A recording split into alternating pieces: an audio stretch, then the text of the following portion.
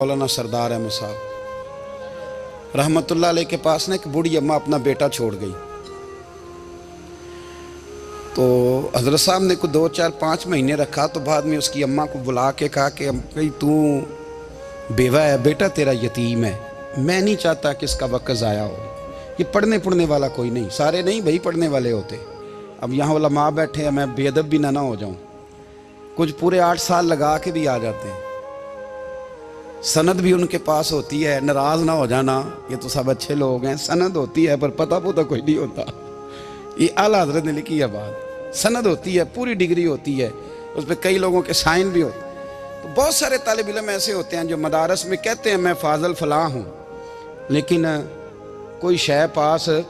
तो मौलाना सरदार अहमद साहब मुहद्दिस आज़म पाकिस्तान रहमतुल्लाह अलैह उस बूढ़ी को कहने लगे तेरा बेटा कुंद देना है, पढ़ना पढ़ाना इसने कुछ भी नहीं।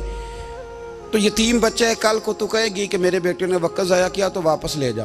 बूढ़ी अम्मा रोने लग गई, कहने लगी मैं पढ़ाने तो नहीं लाई थी, मैं तो आपको रब का वली समझती हूँ, मैं तो नौकरी कराने लाई थी।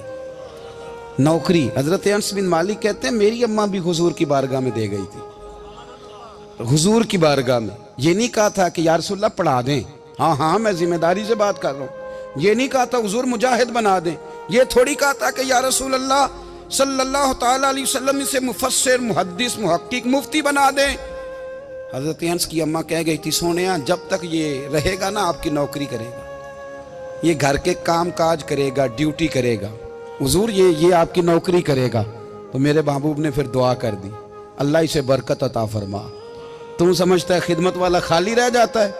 जितना जायका खिदमत वाले को मिलता है, जो उसके नसीब में आता है, वो किसी का नसीब कहां भाई। हजरत अनस कहते हैं हुजूर ने दुआ कर दी, बरकत की। मुझे तो खेती बाड़ी आती भी नहीं थी, पर लोगों के बाग में साल में 1 दफा फल लगता था, मेरे बाग में 2 दफा लगता था। हुजूर ने दुआ कर दी अल्लाह इसे औलाद दे। फरमाते हैं मेरे बेटे, मेरे पोते, मेरे नवासे, मेरी बेटियां, फरमाते हैं मैं जिंदा हूं और मेरी 100 औलादे मौजूद हैं। परेशान हो गया 100 सुन के बच्चे 2 ही अच्छे, 100 औलादे मेरी मौजूद हैं। हजरत अनस बिन मौलाना सरदार अहमद साहब के पास ना छोड़ गई बच्चा, कहने लगी हजरत जी मैं को पढ़ाने के लिए थोड़ा छोड़ गई हूँ, मैं तो इसलिए छोड़ के गई हूँ कि आप मेहरबानी करें, खिदमत कराएं। तो हजरत जी कहने लगे कोई ऐसा काम ही नहीं, खिदमत वाला क्या कराऊं। कहने लगी पट्ठे पवा लिया करो जी।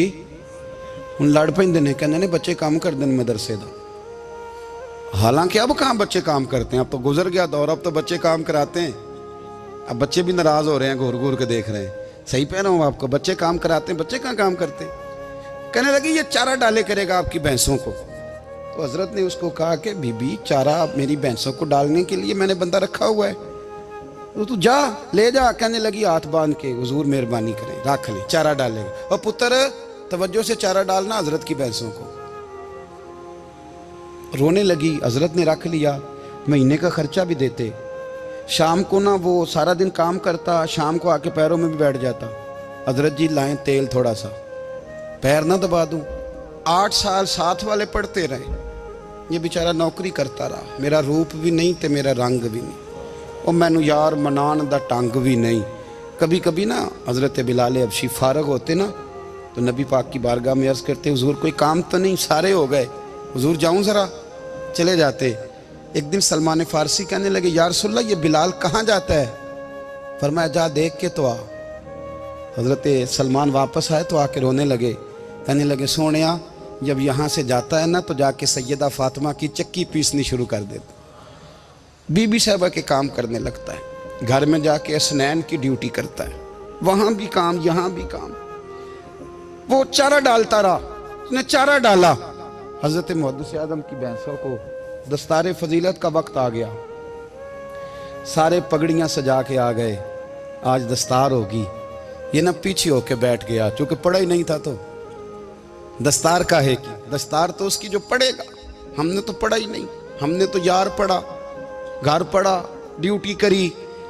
हज़रत मुहद्दिस आज़म रहमतुल्लाह अलैह के यहाँ जब ऐलान होने लगा ना कि अब दस्तार होगी, तो हज़रत ने पहला ऐलान उसका फरमाया। तो मजा वाला बंदा कपड़े भी कदी कदी बदलता है ना, वो कहता है जिस हाल में भी था मैं पलट के देखने लगा कि पढ़ा पढ़ाया तो है, कोई शय नहीं। तो ये माजरा क्या है। पीछे से उठ के आए तो कहते हैं बाकियों की दस्तार किसी आलिम ने की, किसी सूफी ने की, लेकिन ये भैंसों को चारा डालने वाला जब आया तो मुहद्दिस आदम ने फरमाया पगड़ी के बाल को कोई हाथ ना लगाए, ये सारी दस्तार मैंने करनी है। और फरमाते हैं हजरत बाल भी देते जाते थे और आंसू भी बहाते जाते थे, माथा भी चूमते थे और फरमाते थे दस्तार के बाद चला तो नहीं जाएगा यार, मुझे तो इबादत भी नहीं रह गई, मुझे तो चाबियों को भी नहीं पता कौन सी कहाँ रहती है, जाएगा तो नहीं तू? तो रो पड़ा, कहने लगा सोने जाए तो वो जिसके पल्ले कुछ है हो, आता जाता तो है कुछ नहीं, मुझे किसने रखना है, मैंने कहाँ जाना है, इधर कहाँ तो इधर ही रहूँगा। वो उस तालिब इल्म के सारे उस्ताद भाई कहते हैं उसने दस्तार कराई, पढ़ा पढ़ाया कुछ नहीं, पर जो मसला अड़ जाता था ना, वो जो अड़ जाता था ना, वो जाके उससे पूछते थे तो किताबें खोलने की ज़रूरत नहीं पड़ती थी। हज़रत बिलाल हबशी कभी सिपा सालार बने थे किसी जंग में, किसी सूबे के गवर्नर बने हो? बोलो तो सही यार। उनका तारुफ क्या था? नबी करीम के गुलाम। हुजूर के ना जो ज़ाती मामलात थे ना, 20 अंसारी नौजवान थे जो हर वक्त नबी पाक के पास खड़े रहते थे कि हुजूर को हुक्म करें। 20 और 34 से लेकर 40 तक गुलाम हर वक्त हुजूर की बारगाह में रहते। हजरत बिलाल हुजूर के ज़ाती मामलात की खिदमत करते थे। कोई ऐसी वो जो तबलीग की या दावत की या जंग की या जिहाद की कोई ड्यूटी नहीं वो करते थे, ज़ाती खिदमत सरकार की। हजरत उमर फारूक वो शख्स हैं कि जिन्होंने कभी किसी बंदे को खातर में नहीं लाए हो, लेकिन जब हजरत बिलाल आते थे ना तो जनाब उमर उठ के खड़े होते थे, कुर्सी छोड़ते थे और फिर एक नारा लगाते थे, कहते थे या बिलाल अंता सैयदुना, बिलाल तू हमारा सरदार है यार, तू हमारा। यानी इश्क का ज़ौक़ पूरा करना उन्हें भी आता था। इसलिए मेरा मशवरा है, मेरी राय है, और जो मेरा हुक्म मानने वाले हैं उनके लिए मेरा हुक्म है कि ज़ौक़ ना कभी भी ख़राब करना, कभी भी ना ज़ौक़ ना ख़राब करना, अपना लुत्फ़। मैंने कई दफ़ा, मैं पहली दफ़ा मदीना शरीफ हाज़िर हुआ तो एक बाबा जी मेरे आगे आगे थे, तो उनको ना धक्के मार रहा था। वो सामने खड़े होते हैं ना, अल्लाह खैर फरमाए, अपनी अपनी ड्यूटी है ना, उनकी भी एक ड्यूटी है ना जी। तो वो धक्के मार रहा था तो बाबा उसे कह रहा था तेरी खैर होवे पहरेदारा, रोजे दी जाली चुम लैन दे। उन्हें फिर धक्का मारिया तो फिर उन्हें कहता तेरी खैर होवे पहरेदारा। मैंने, वो बिल्कुल अनपढ़ बाबा जी थे, पर मुझे उन्होंने बहुत बड़ी बात समझा दी, मैंने उनसे बड़ा सीखा, मिंबर पे जिक्र कर रहा हूँ। वो तीसरी दफा फिर धक्का मारा, तेरी खैर होवे पहरेदारा, रोजे दी जाली। तो बाबा जी बाहर निकल आए तो मैं भी पीछे निकल आया। तो मैंने कहा बाबा जी यहाँ कुछ इन्होंने बांग्लादेशी और हिंदुस्तानी भी रखे हुए हैं, पर ये तो अरबी था खालस, उन्होंने कदों थोड़ी भी समझ आती सी, तुसी पंजाबी का शेर सुनाई जा रहे हो। कहते पुत्र मैनू भी पता है उन्होंने नहीं समझ आ रही, पर मैं तो अपना रांझा पै राजी करता सा, मैनू पता है उन्होंने कहा ओ यार असी रांझा भी तो राजी करना है कि नहीं, कि सारी जिंदगी किलो काल के झगड़े में पड़े रहना है। ऐ इश्क तेरे सदके जलने से छुटे सस्ते, जो आग बुझा देगी वो। और एक जगह पे आला हजरत कहते हैं जान दे दी वादा दीदार पर, हमने जान दे दी। हाँ, खाली उसने वादा किया था कि आऊंगा, आया नहीं था, पर जान हमने पहले दे दी। तो इसलिए ना ज़ौक़, शौक़, प्यार, वारफ्तगी, मोहब्बत असातिज़ा के लिए, बुज़ुर्गों के लिए, उलमा के लिए, मशाइख के लिए, बड़ों के लिए, ना ज़ौक़ ना कभी ख़राब होने पाए। अल्लाह आपको सलामत रखे।